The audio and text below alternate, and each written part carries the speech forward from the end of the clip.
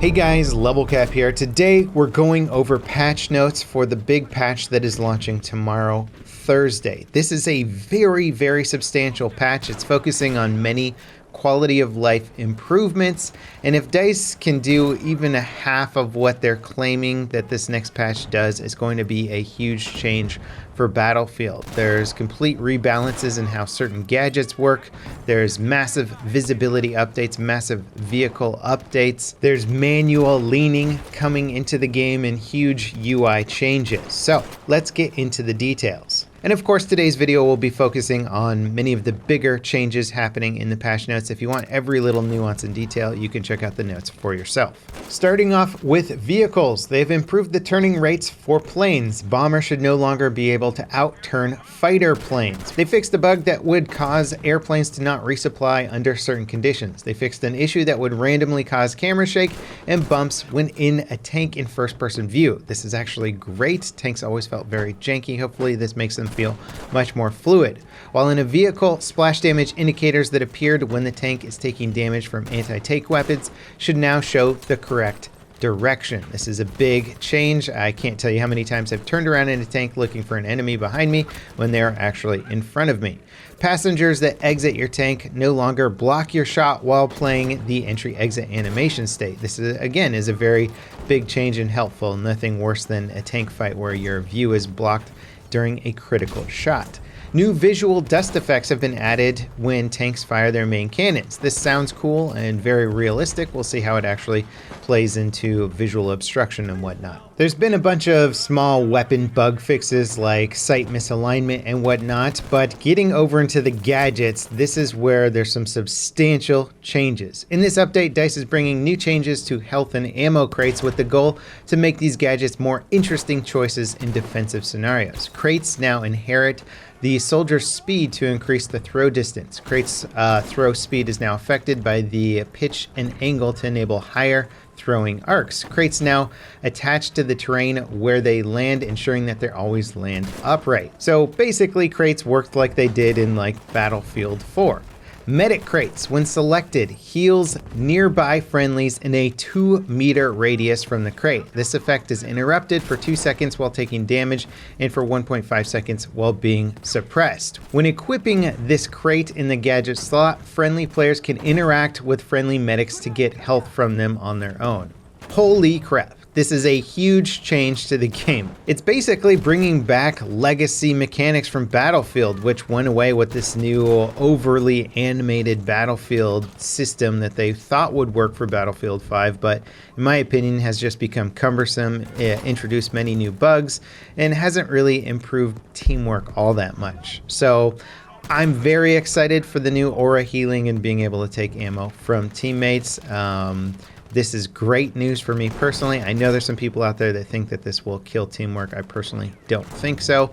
And I'm so glad that DICE is willing to introduce mechanics into this game that do not require cumbersome animations in order to activate them. Now, the ammo crate does not get the aura resupply ability, but you will be able to take ammo off of a support player who is running with the crate. I'm not sure how much ammo you'll be able to take, whether it'll top you off or just give you one magazine like it did in Hardline. We'll have to wait and see. It'll also be interesting to see if the pouches can even compete with the new abilities of the crates. It seems like the crates are a no-brainer now for most balanced choices. Perhaps DICE will have to improve the ability of pouches as well. Let's talk about some of the weapon tweaks. A lot of the scout weapons that were recently introduced are seeing a balance pass. The P08 carbine has improved firing animation with iron sights to be less distracting, reduced recoil, and sped up recoil decrease.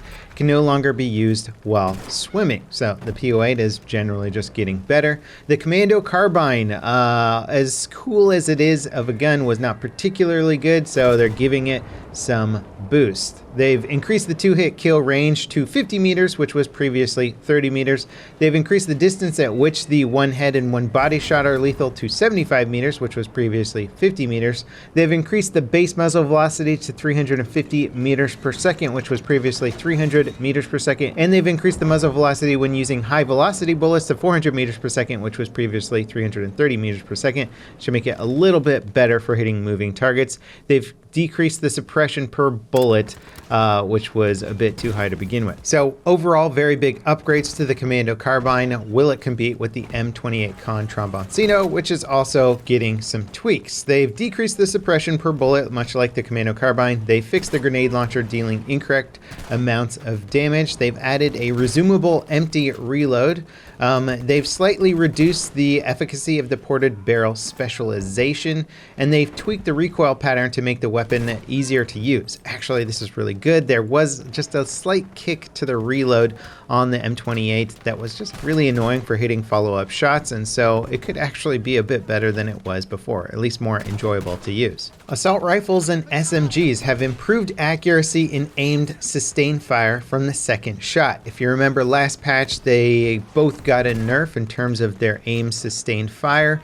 I honestly thought this nerf was not appropriate because there was other guns in the game that were just now way outperforming, like the STG-44 and stuff. So maybe this will bring them back in line a bit, make them more competitive with what's already out there.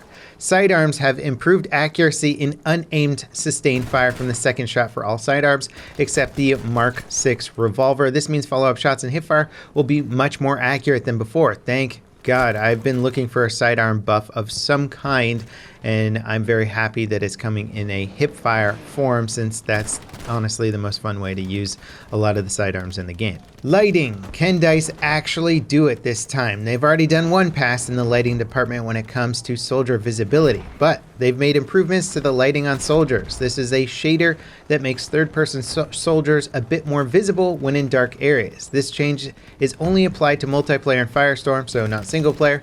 If you would like to learn about this in more detail, please read the article that they posted on Reddit, and they did post some examples.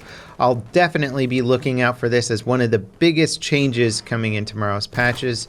If it does make soldier visibility better in all areas of the map, that's great. The big trouble spots for me have been Devastation and Fiel. The problem though is that Fiel isn't really a dark map. It's just soldiers get totally covered with snow and have uniforms that blend in with the snowy, rocky environment. So we'll see what the visibility changes do for that environment, but if it improves Devastation, then great. Manual leaning is coming into the game. Leaning is a feature that already exists in Battlefield 5 using the auto leaning system. However, with this update, they're introducing manual leaning, which will allow players to have more control over leaning and use this feature in more cases than what the auto leaning allows for. However, manual leaning is only available when aiming down sight. Moving while leaning is 50% slower. It is not possible to use a bipod when manually leaning. Players can decide if leaning should be a toggle or a hold option in the control setting. And to activate the controls, there's a couple of different ways to do it. I honestly didn't totally understand from their description in the patch notes.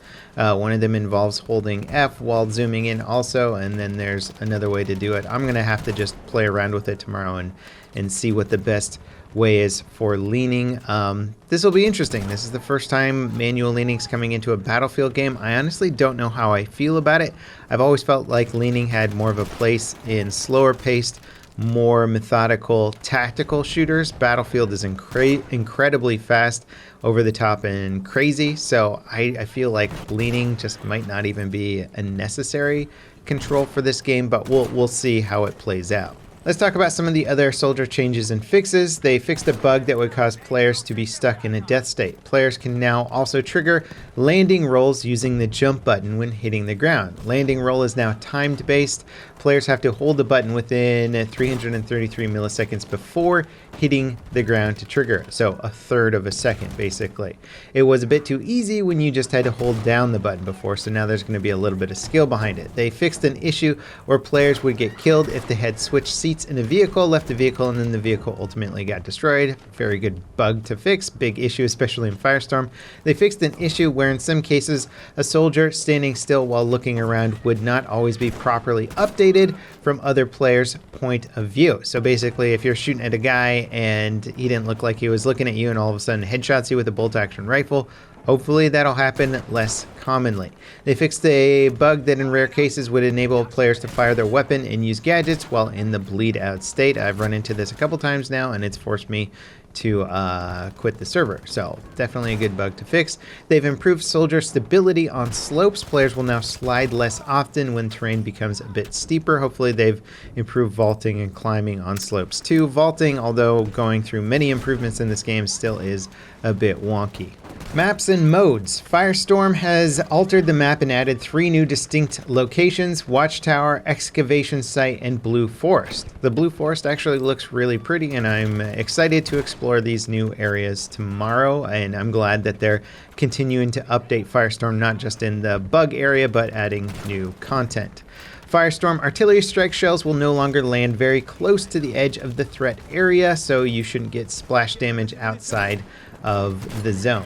On Eros, they added bullet penetration to leaves and branches of big trees close to flags on A point on Conquest.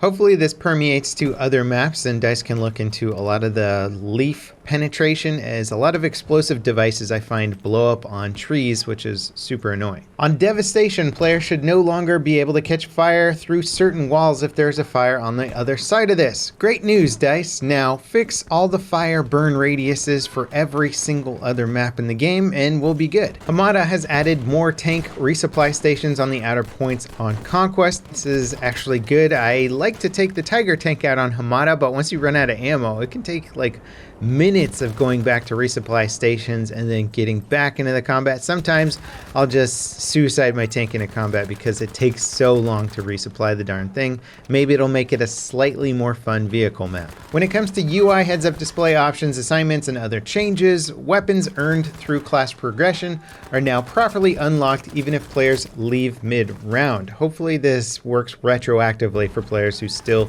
don't have some of their weapons. They fixed a bug with scoring so that enemy hit is back to a maximum of 100 points. They fixed the third-person bleed-out timer on the revive icon to properly show the bleed-out rate so medics can gauge when they need to revive somebody. When players are directly looking at a visible enemy within 8 meters, the enemy name tag will be visible for that player only, similar to previous Battlefield titles. This will allow you to know who you're killing I guess before you kill them. They've added finer mouse sensitivity adjustment using the keyboard arrow buttons to allow you to adjust your sensitivity for soldiers and vehicles by decimals. This is great for extremely high DPI users. Firestorm has also added 3 scoring events for when a squad mate downs, kills, or squad wipes an enemy. This will be really good for communication in squads. Also, they've tweaked the scoring for final position and wins in Firestorm. Basically bumping the rates you get for solos. You know, imagine that, a solo win's harder to get than a squad win. Big surprise there. So you'll get more points basically for solo play, but also potentially just overall and in general. Now, when it comes to stability and performance issues with the game, this is verbatim what the patch notes say, which is basically identical to what they say every single time. Various crash fixes and improvements to stability. So basically, I have no idea if DICE is even working on fixes regarding the massive frame drops in Battlefield 5. I'm currently using a third-party program to help clear out my memory so that Battlefield 5 doesn't eat it up and kill my frame rate drop. To get Battlefield 5 running nicely on PC, the fact that I have to use a third-party program right now speaks volumes about the state of performance of Battlefield 5 right now, and it would be nice if the programming team at least acknowledged that they're continuing to work on some of the core performance issues rather than just giving us very, very bland statements about things. These are patch notes. We want details. We want information. You don't have to worry about scaring us with detailed programming jargon. And finally, when it comes to PC-specific improvements, on Firestorm they've improved visibility through aperture sights when running the game on low settings. This is actually a pretty big deal since most people run the game on low settings. If you had improved your post-processing up to, I think, medium before, you could see clearly through the sights rather than getting this weird fuzzy look to them. So, this is a huge patch. Big ticket items, soldier visibility, manual leaning, again, never before done in Battlefield, the completely reworked medic crate and support crate, taking ammo off of soldiers. These are huge changes, reintegrating old features that people liked from Hardline. The airplane updates, well, a lot of pilots will be holding their breath for since the current flying mechanics got really messed up in the last patch. Hopefully this one does fix them. And then frankly, all the small changes in this patch are actually pretty important little things that are really going to hopefully improve quality of life all around. I hope that this patch can live up to what it's claiming to do so. So many of the previous patches have claimed to fix many things that ultimately didn't get fixed or didn't ultimately improve the experience. So I'm crossing my fingers. I hope this is a good one tomorrow. I can't wait to play it and try it out. This is very good for Battlefield 5 in general. And I'll see you guys next time. This is Level Cap signing off.